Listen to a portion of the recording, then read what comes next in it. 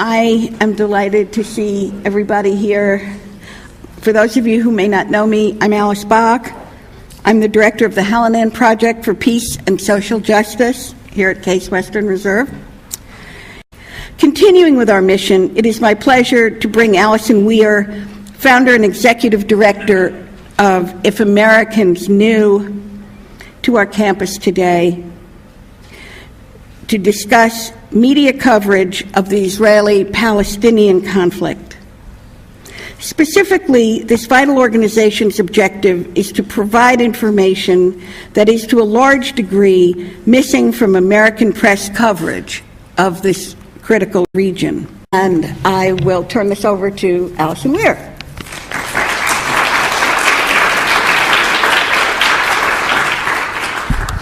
Thank you very much. I hope you can hear me. I don't happen to be Jewish or Palestinian or Muslim or Arab. And so, like most Americans, originally I paid very little attention to this issue. In fact, I knew almost nothing about Israel and Palestine 8 years ago. I was the editor of a small newspaper in Northern California, writing about the city council, the school district, the local fishing fleet. Like most Americans, I skimmed the headlines on this very important issue. I accepted the confusion that I found there, and I moved on. I'll be giving about 100 years of history in a few minutes, and I'll sadly leave out far more than I can put in. On our website, we have much more detailed information and many recommended books. But just to give you a sketch, because I did not know what was going on when I started my search, and what I thought I knew was really incorrect. The first thing that I learned was that when I was born, there was no Israel. It did not exist.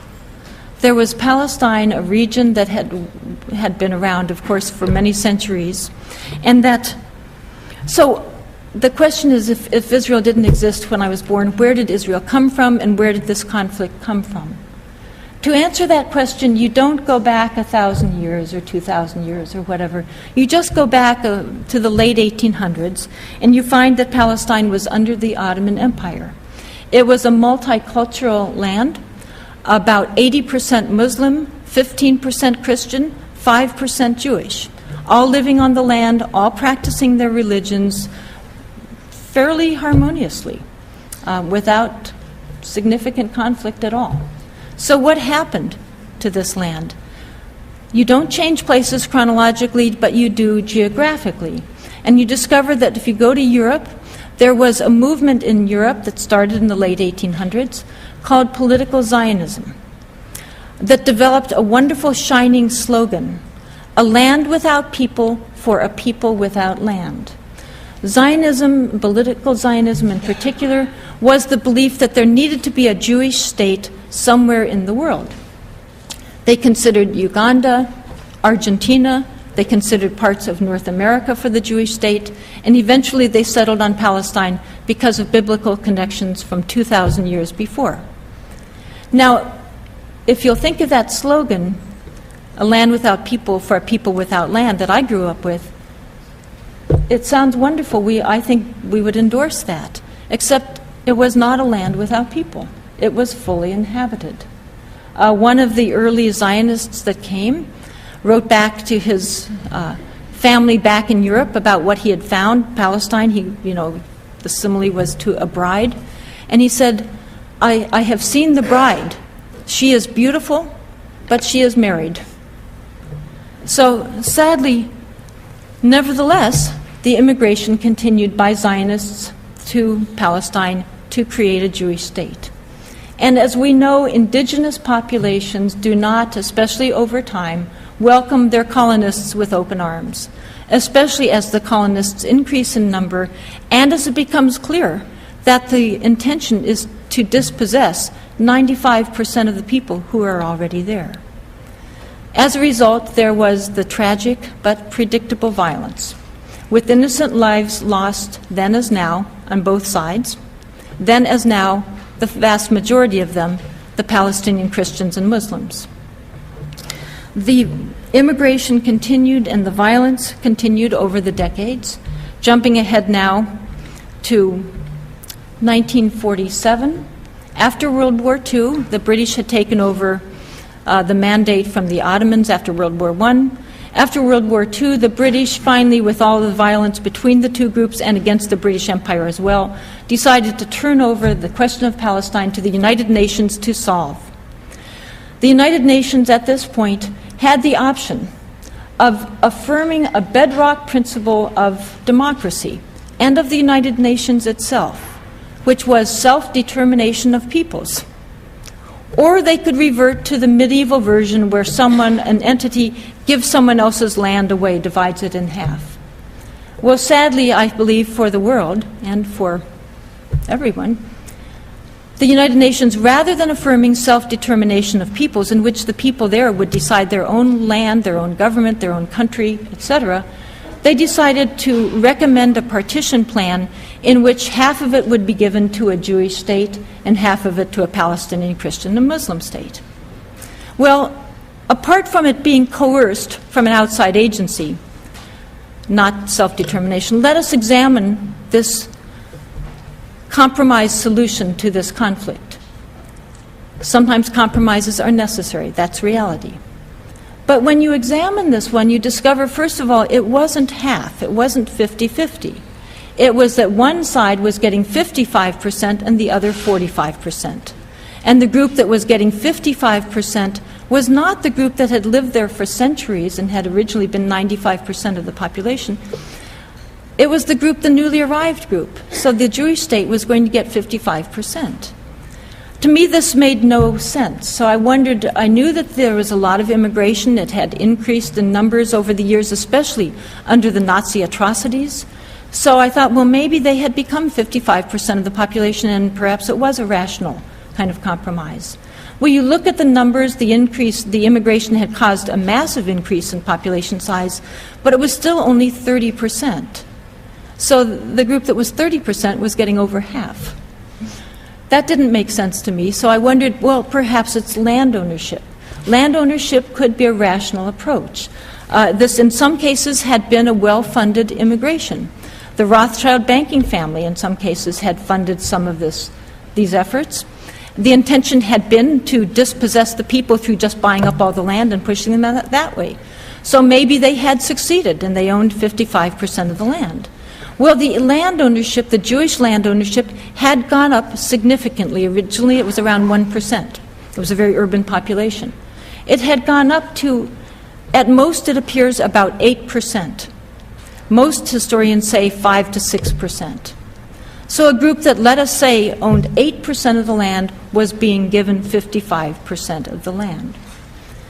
I think, as history has shown us, the more inequitable, the more unjust a situation is, the more violence that results, not the reverse. So rather than leading to more peace, it led to more violence. Let's see what's... And there was an outright war, the War of 47 to 49. This war is called in Israel the War of Independence. To Palestinians and most of the region, it's called the catastrophe, al-Nakba, because it was a massive humanitarian catastrophe in which at least 750,000 human beings, it's quite, the UN, I believe, or the British, some people say it was 800,000. It may have been even higher than that. At least 3/4, pretty much of the entire Palestinian population was forced off their land, violently forced through extremely violent means, including a number of massacres. Much of this violence, and I believe half the massacres, occurred before Israel had even declared independence. So the myth, if any of you grew up with the myth of 5 Arab armies besieging little Israel, may not know that a great deal of the ethnic cleansing occurred before a single Arab army had joined the conflict, and that even once the Arab armies joined the conflict, the Arab and Palestinian forces were smaller in number and in weaponry, considerably smaller than the Zionist Israeli forces were. So there was a massive, what the Israeli historian Ilan Pappé has called ethnic cleansing. That really is the accurate term for what happened. these refugees, according to international law and according to international morality, have the right to return home. But Israel does not allow them to return to their homes. So this is one of the key factors in the conflict today, and it's a factor the U.S. media almost never talks about, but it's significant. Again, jumping ahead to here's some of the massacres during this period. To 1967, we find that Israel attacked, at the end of that war, Israel had conquered 78% of Palestine, so the Palestinians were down to 22%. Then in 1967, Israel again attacked its neighbors, as it did in every single war except for one. And in this case, they conquered the West Bank, the Golan Heights, and the Gaza Strip. These are occupied territories. They are not part of Israel, except for Israel decided to annex the Golan Heights. The people there don't agree to that, but that's what Israel did. The West Bank and Gaza Strip are occupied territories. They are not part of Israel. They are Palestinian territories. During this period, by the way, Israeli forces, this was the Six-Day War, also attacked a U.S. Navy ship operating in international waters, the USS Liberty. They killed 34 American servicemen, injured 174 of them. The decks were running with blood. This was, according to Admiral Thomas Moore, former chairman of the Joint Chiefs of Staff, this was an act of war by the State of Israel against the United States of America. And this was an act of murder against American servicemen. Again, according to Admiral Thomas Moore, testifying on Capitol Hill, I believe it was in 2003. I was there. Highly significant testimony not reported in the American media. If you look on our website, you will see it's in the Congressional Record. An op-ed by Admiral Moore was in the Stars and Stripes newspaper, and the Associated Press uncharacteristically actually did a story about that. Nevertheless, do a LexisNexis search and you just don't find, something like 10 newspapers out of hundreds reported anything to do with it. Since 1967, by the way, taking land by conquest is no longer legal under international law in today's world.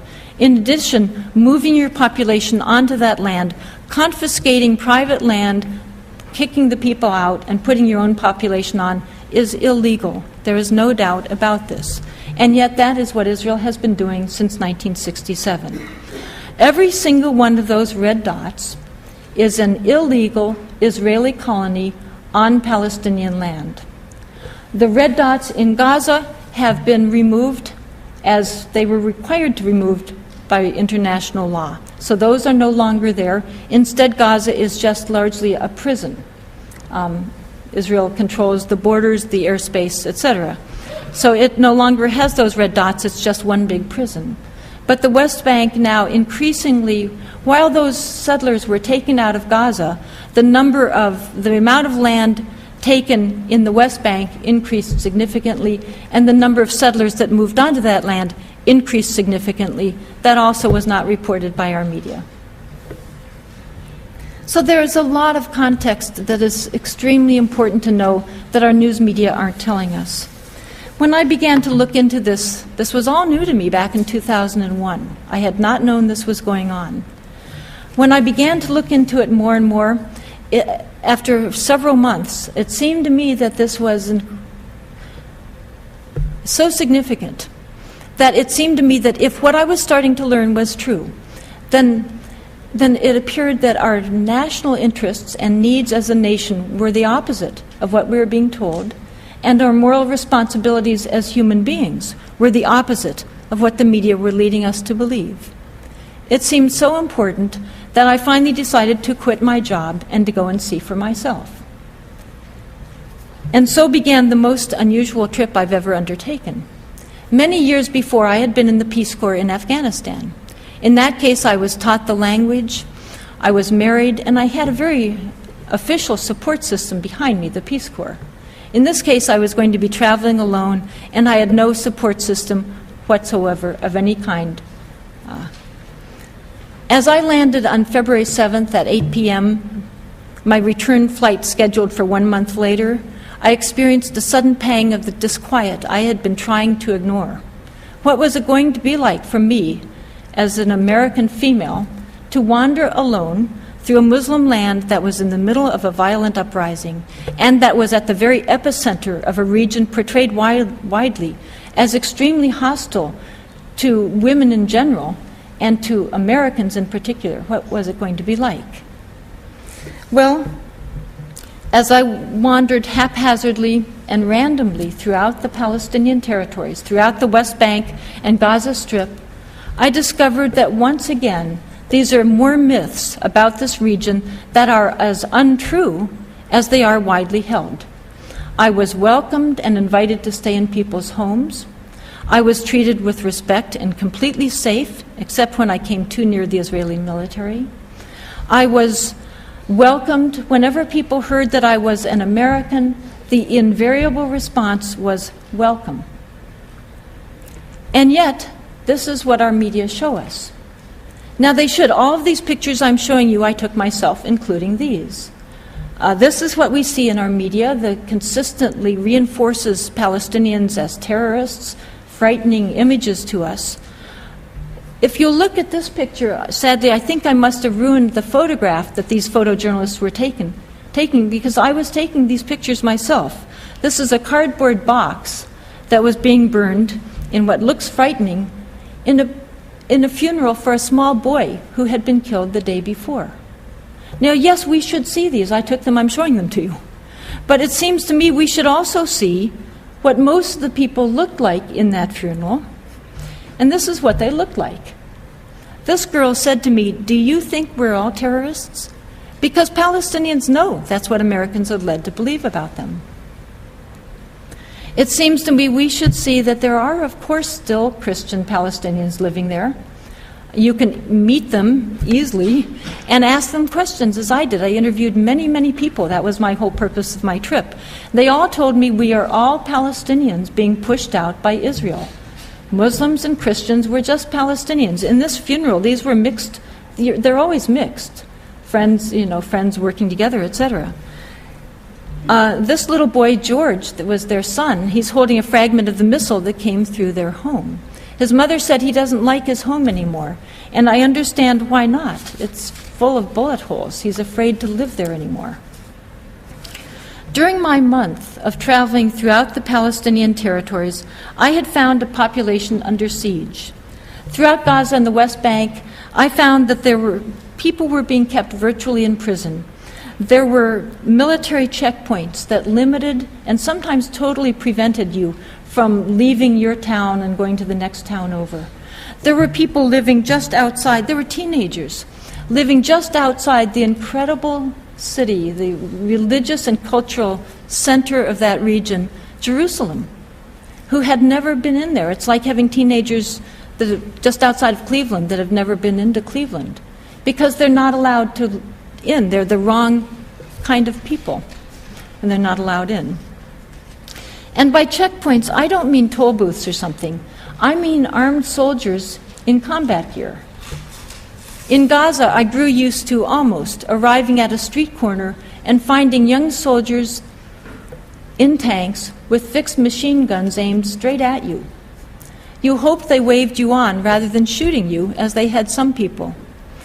At night, you couldn't really see the soldiers very well, but you saw the flashlight with which they signaled whether or not you were allowed to continue driving, to continue living. This was routine. But in some parts, there was more. It's sort of like here, some parts are less desirable areas to live in than others. In Palestine, they're being shelled, sometimes nightly. This is still going on. I went through residential areas that were bullet-riddled, with homes with large holes through the roofs and the walls. I found that if the people were lucky, they had abandoned their homes. They only lost their home that was their shelter in old age. They had somewhere else to go. Many people, I discovered, were still living in these homes. They had mattresses in the center, or someplace that they hoped was less likely to sustain a direct hit that would kill them and their children. As I was being shown around this area, people were coming up to me and smiling at me over and over. They were welcoming me to Palestine, and they were taking me to show me their homes. Children were bringing me When they saw that I was curious about all the spent bullets around, they were bringing them to me by the handfuls. And as I was going around this area and people were welcoming me and smiling at me and I was seeing Swiss cheese homes, suddenly there was more gunfire right near me. It wasn't whizzing. We ducked and they took me out the sort of safe way out of their home and away from the gunfire. As I wrote in an email later, I didn't think these bullets had anything to do with me. It was just a coincidence. Well, later and still, I don't think that was a correct assessment. As I was going around this area, this was the Tufa area of Khan Yunis in Gaza. As I was going around it, I occasionally peeked over sandbag barricades, or very carefully, I promise you, through slits in the shutters, and I could see the Israeli guard towers there, overlooking us. I have no doubt that the Israeli soldiers saw that a foreigner was going around, and they finally decided to send her a message. Don't come here. Don't come to Palestine. Don't tell Americans how their money is being used. This would have fit their pattern. Again, the American media don't tell us that, but Israeli forces shoot, injure, and occasionally kill journalists all the time. Now, they're usually Palestinian journalists. Maybe our media just don't think they count. But some have been German, Italian, British, American. We just don't hear about them. One was a 26-year-old American correspondent for AP. She was shot in the abdomen. It destroyed her spleen and her uterus. I learned this from a British photographer in Gaza. I was skeptical. I'd never heard about that. Well, it turned out he was right. I looked into it. In fact, I even read later that the Israeli military had admitted that she was an American, and they court-martialed the soldier who had done it. Now he has another job, and she has an abdomen missing a spleen and a uterus. If this had been done by Palestinians, it would have been headlines. Why didn't we read about it? In Gaza, I saw beautiful agricultural lands being destroyed. I saw ancient olive groves uprooted. I saw 100-year-old date palms next to the sea that had been flattened. I talked to farmers who had farmed there forever. Their fathers, their great-grandfathers, their great-great, going back sometimes 19 generations or more, had farmed that land, and now they were destroyed. I wondered, what would they do now? How do you feed your family when your farm is destroyed? It occurred to me that when and if they were allowed out of Gaza, and they haven't been, and this was back in 2001, maybe they would join the massive Palestinian day laborers at some point. This is what I saw in Gaza, along the beautiful blue Mediterranean Sea. I saw a people and a land being destroyed. To me, this is newsworthy. I talked to people who were, at this time, at 5 months, had been out of work, were the only ones still working for an extended family of 40. Of course, it's far worse now than it was then, as I just saw on my most recent trip. We're used to, as Americans, we're somewhat used to seeing images of third world poverty. I think we're troubled by them, but we tend to think there's so much. What can we do? This is not what I was seeing in Palestine. I was seeing intentionally created poverty through the use of my tax money. I talked to women living in tin shanties and tents in the dirt. They had had homes. One woman had had 2 homes. She had just bought one for her son who had just gotten married. Both homes had been destroyed by Israel. The international community, in its generosity, had provided her a tent without a floor. So I sat with her in the dirt, and Palestinians are almost invariably welcoming, gracious hosts. She gave me sweet mint tea and asked me to tell Americans about them. And I told them I would try, and here I am. And I saw more.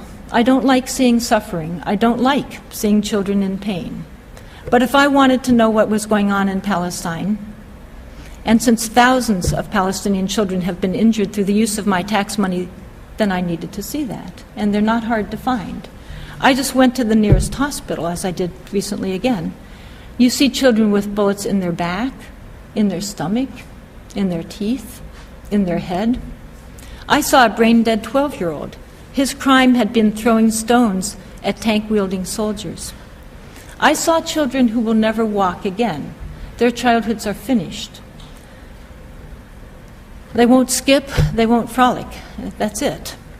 I saw parents who were happy to see me. They thought that as an American, perhaps I could bring help for their poor, destroyed children. I asked the doctor if perhaps there was help that could be provided in the U.S. Maybe a doctor could be flown in, or maybe the children could be flown to the U.S. And the doctor told me in front of the parents, they didn't speak English, he said he hadn't yet found the right way to tell the parents, but that their son was totally and eternally paralyzed. And so I knew something they didn't know, and I wished I didn't.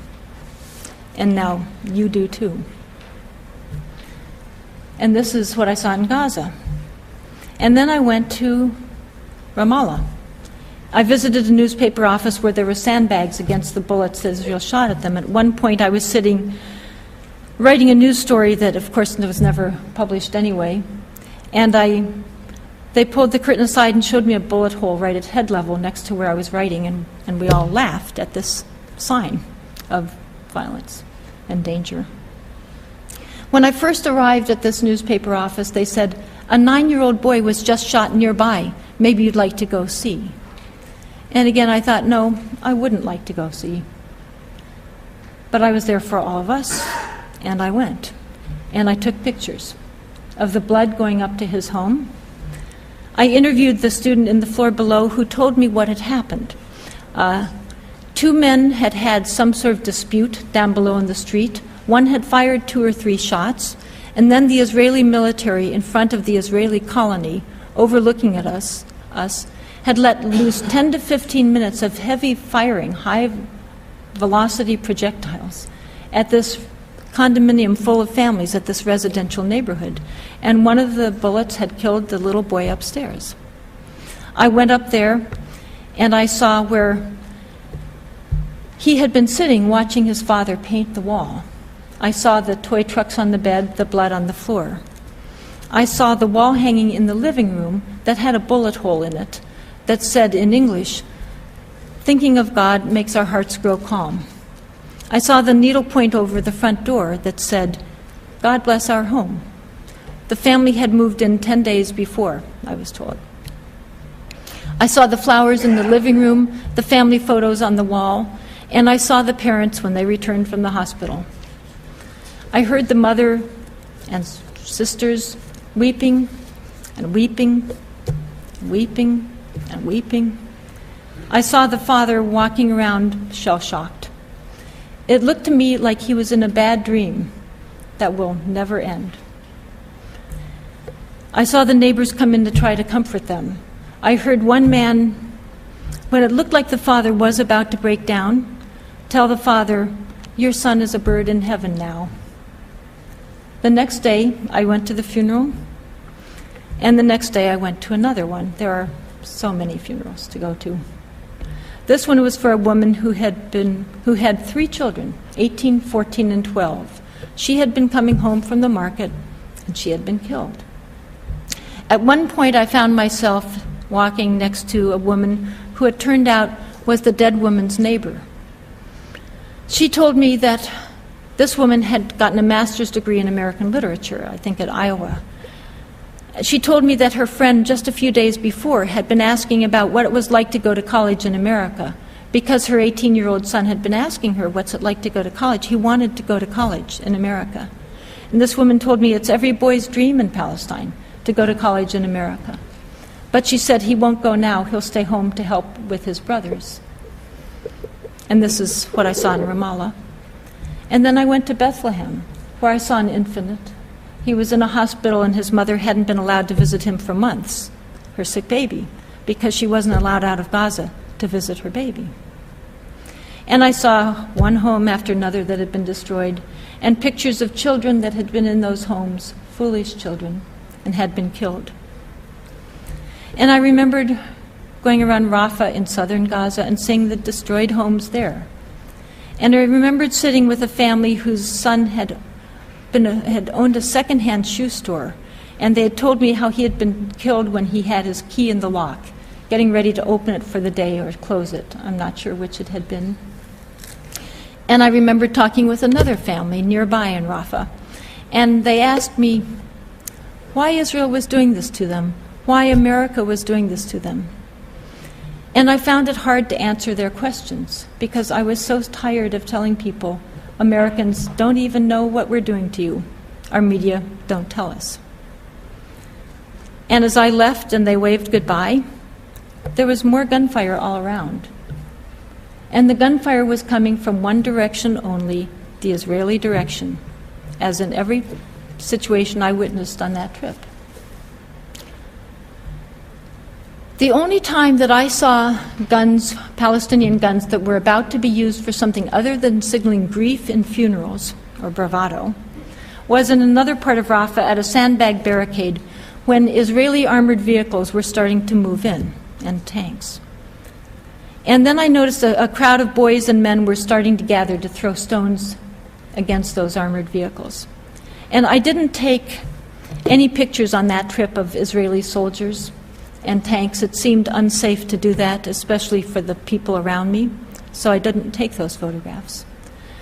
And then these three young men, I noticed there were three young men that had guns, and they asked me not to take their photographs, so I didn't take that photo either. But I wish I had that photo to show you, and I wish I had pictures of the Israeli armored vehicles. And then you could decide about these young men, how foolish they were, or courageous, or brave, or suicidal, or patriotic. I don't know. And maybe you can tell me why we need to keep buying their conquerors new and bigger weapons, and then explain this to me. And this is a little of what I saw in Palestine. But it's not what I saw when I came back to the U.S. I went to the library in Sausalito, and I took out every San Francisco Chronicle that had been published during the period I was there. And as I sat in the library that day, I had the pile of newspapers. I wrote down a synopsis, the headline and a synopsis of what each newspaper contained. And as I sat there, I was appalled at what had been considered news coverage. I saw headline after headline after an Israel under siege. I had spent 2 or 3 days in Israel. I had taken crowded buses, taxis, I joined throngs of shoppers, I had sipped a cappuccino at a cafe. And I had thought about what was going on just out of sight, just a little ways away. I noticed that although the Chronicle didn't have room for the story about 9-year-old Obai who had been killed, or paralyzed children, or women drinking tea in the dirt, but I noticed that on the very day that Obai had been killed, 9 years old, that the Chronicle did have room and did publish a very long story about children who had tragically been killed over 50 years before in a Holocaust that it is too late for the world to prevent, instead of telling us about what is going on now that we, if we chose to, could stop. One time while I was in Gaza, not staying with families the way I often did, I was in a hotel room, and I sat down to write another news report about what I'd seen that day that I now know wouldn't have been published anyway. But instead of writing a news report, I found myself writing a letter to Americans back home. I'll read it to you now. Come to Palestine and see how your tax dollars are spent. Visit a hospital with me and see a boy with a bullet hole in his back. See children with scared eyes and legs that don't work anymore. A terrified old man whose neck is swathed in bandages from the bullet that passed through it as he sat in his home drinking his tea. Come with me and visit mothers of dead, injured, gone children, thousands of them, and tell them how you didn't know we supplied the weapons that ripped flesh, broke bones, destroyed lives, destroyed lives. Talk to old women who are made to kowtow to Uzi-toting 19-year-olds who tell them, no, you can't go to visit your son today. No, you can't take a drive in the country. No, you can't go to the hospital and have your chemotherapy, your dialysis, your operation, and watch as they die. Come to the borders with me, invisible lines in the sand between towns that Israel has drawn with its tanks and helicopters and 200 nuclear weapons. And watch the women with difficult births deliver dead babies and then die themselves at military checkpoints, death points, when soldiers with their ultimate power decide not to let them pass. Listen to these young warriors with their lethal weapons and deadly tempers proclaim, "We've decided to close this road, and if you don't like it, we'll shoot you, as we already have 10,000 of your countrymen. Don't look at us wrong, or we'll shoot out your eyes, as we have 28 of your children. We're not cruel. We left 27 of them with one eye. Go home, Arab, and wait, and pray we don't decide to shell it, as we have thousands of those others who were in our way, with the wonderful singing missiles the U.S. gives us.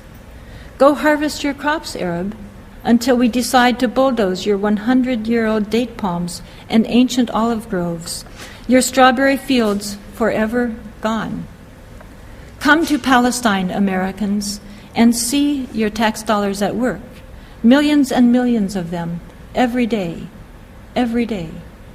and weep with me for our victims and our guilt, and then say, no more. Thank you.